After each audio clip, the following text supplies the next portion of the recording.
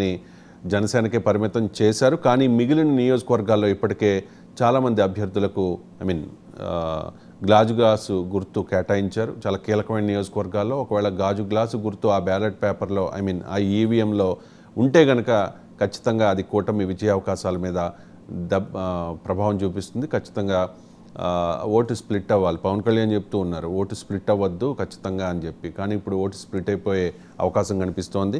అంటే 2019 ఎన్నికల్లో జనసేన పార్టీ 137 స్థానాల్లో పోటీ చేసింది. అప్పుడు ఆ 137 మందికి గాజు గ్లాసు గుర్తును కేటాయించారు.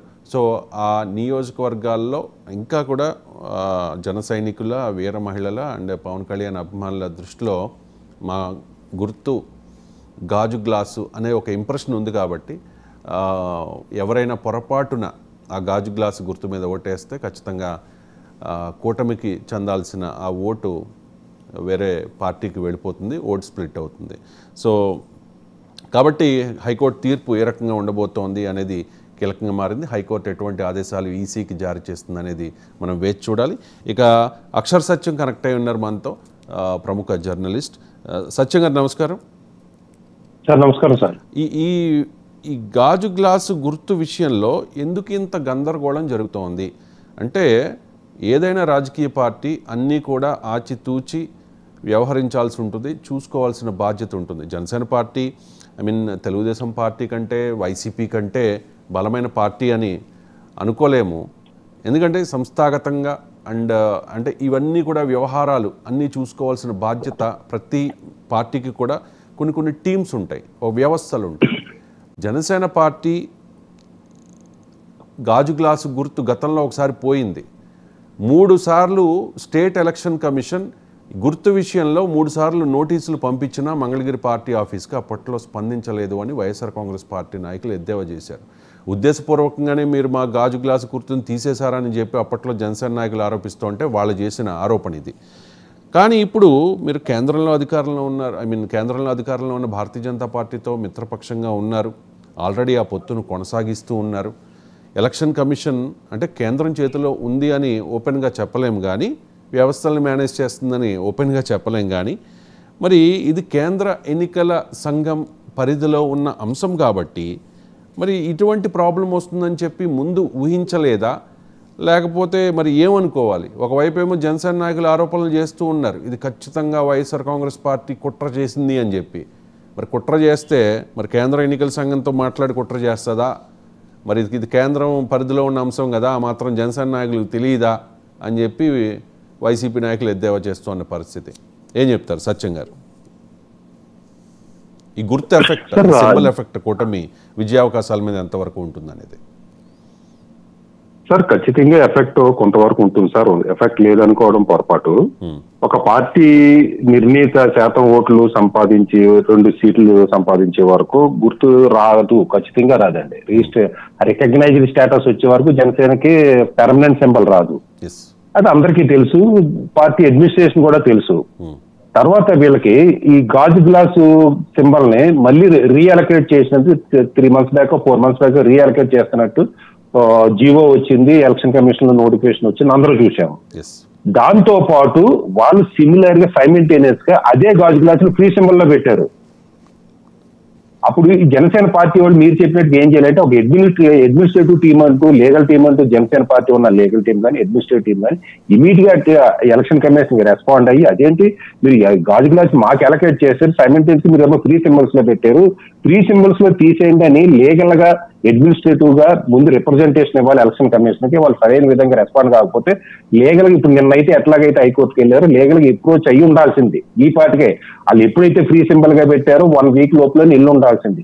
అటువంటి యాక్టివిటీ జరగలేదంటే జనసేన పార్టీ ఖచ్చితంగా జనసేన పార్టీలోని అడ్మినిస్ట్రేటివ్ టీం చాలా వీక్ అని చెప్పాలి, జనసేన పార్టీలోని లీగల్ టీం చాలా వీక్ అని చెప్పాలి. దాంట్లో దాగేది కాదు, ఖచ్చితంగా ఖండించాలి. ఇప్పుడు చెప్పకపోతే వాళ్ళ తప్పుని సర్దిద్దుకుంటూ పోతారు, తప్పుని సర్దిద్దుకునే అవకాశం లేదు. రేపైనా పవన్ కళ్యాణ్ గారు చర్యలు తీసుకుని ఎందుకు మన అడ్మినిస్ట్రేటివ్ టీం ఎంత వీక్ గా ఉంది, ఎందుకు మన లీగల్ టీం ఎంత వీక్ గా ఉంది, ఎందుకు రెస్పాండ్ కాలేదు, నామినేషన్లు క్లోజ్ అయిపోయిన స్టేజ్ వరకు కూడా ఎందుకు రెస్పాండ్ కాలేదు, ఎందుకు చర్యలు తీసుకోలేదని పవన్ కళ్యాణ్ గారు ఖచ్చితంగా వాళ్ళ మీద చర్యలు తీసుకోవాలి, ఆ టీంని బలపెట్టాలి సార్. అంటే ఇప్పుడు ఆల్రెడీ ఇప్పటికే సింబల్స్ కేటాయించేసిన నేపథ్యంలో మరి ఇప్పటికిప్పుడు మార్చే అవకాశం ఉంటుందంటారా? అంటే చాలా సందర్భాల్లో ఇటువంటి పరిస్థితి తలెత్తినప్పుడు నేను కొన్ని క్రాస్ చెక్ చేసుకున్నాను. అంటే సింబల్స్ మార్చిన ఇది లేదు గతంలో కూడా ఇప్పుడు. సో ఇదే జరిగితే కనుక ఖచ్చితంగా అంటే 21 అసెంబ్లీ స్థానాల్లో జనసేన పార్టీ పోటీ చేస్తుంది కాబట్టి ఆ 21 నియోజకవర్గాల్లో ఆ పరిధిలో ఉన్న పార్లమెంటు నియోజకవర్గాల్లో ఉన్న స్వతంత్ర అభ్యర్థులకు కానీ మరే పార్టీ అభ్యర్థులకు కానీ గాజు గ్లాస్ గుర్తు ఇవ్వట్లా.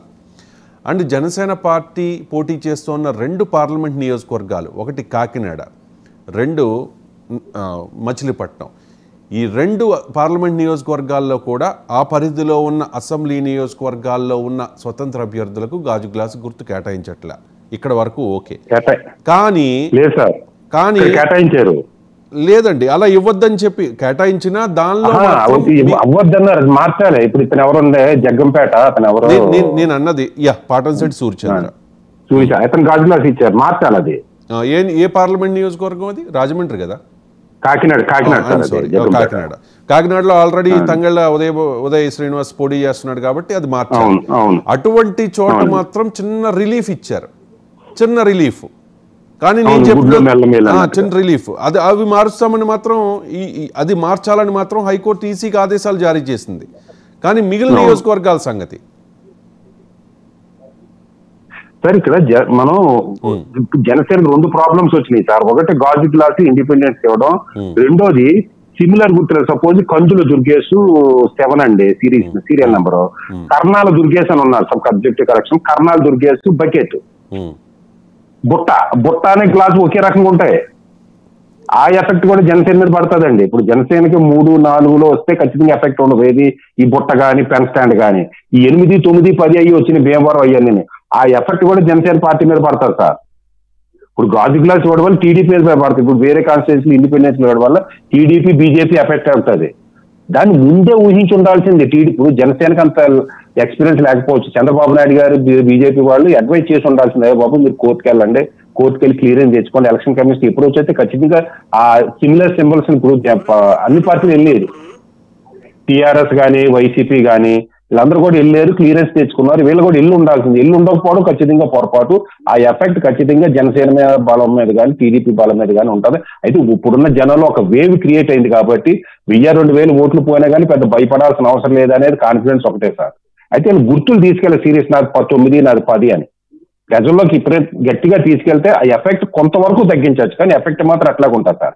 అయితే మీరు ఇందాక ఒక మాట అన్నారు, వైసీపీ ఎంతవరకు ఇన్ఫ్లుయెన్స్ చేస్తుందని. వైసీపీ ఇది ఎలక్షన్ కమిషన్ ఇన్ఫ్లుయెన్స్ చేసిందా లేదా అన్నది ముందు వీళ్ళు అప్రోచ్ అవుతున్నాయి కదా. జనసేనలో అప్రోచ్ కాకుండా వైసీపీ ఇన్ఫ్లుయెన్స్ చేసిందని ఆరోపణ లేదు, అర్ధరహితం, అవివేకం. అయితే వైసీపీ ఎంతవరకు చేస్తుందంటే గ్రౌండ్ లెవెల్లో ఆర్ఓ ఉన్నాడు సార్. ఆర్ఓ ఏం చేస్తారంటే తన దగ్గర ఉన్న బుక్లెట్ ఉంటుంది, సోన్స్ గైడ్ లైన్స్ ప్రకారం ఇచ్చుకుంటూ పోతున్నారు. ఏంటి గాజు గ్లాస్ ఫ్రీ సింబల్ ఉంది, ఫ్రీ సింబల్ అన్నది అటు మీరు ఇచ్చేస్తారు. అతను ఆర్ఓని ఇన్ఫ్లుయెన్స్ చేస్తారు వైసీపీ వాళ్ళు. వైసీపీ అని కాదు, ఏ పార్టీ అధికారంలో ఉంటే ఆ పార్టీ కింద ఇప్పుడు ఎలక్షన్ కమిషన్ అధికారులు అంటే ఎవరు సార్? స్టేట్ గవర్నమెంట్ కింద పనిచేసేవాళ్ళు కదా. ఖచ్చితంగా స్టేట్ గవర్నమెంట్ చెప్పి ల్యాండ్ టైటిలింగ్ రైట్ లైన్లోనే ఉండండి మీరు. Land titling okay sir act, దీని మీద ఇప్పుడు ఆంధ్రప్రదేశ్లో రసవత్తర రాజకీయం జరుగుతోంది. ఇది కావాలని చెప్పి జగన్మోహన్ రెడ్డి రైతుల ఆస్తులు, అందరి ఆస్తులు కూడా తన పేరు మీద మార్చేసుకుంటాడు. ఇది ల్యాండ్ గ్రాబింగ్ యాక్ట్ అని చెప్పి చంద్రబాబు నాయుడు ఆరోపిస్తూ ఉన్నారు. దాంతోపాటుగా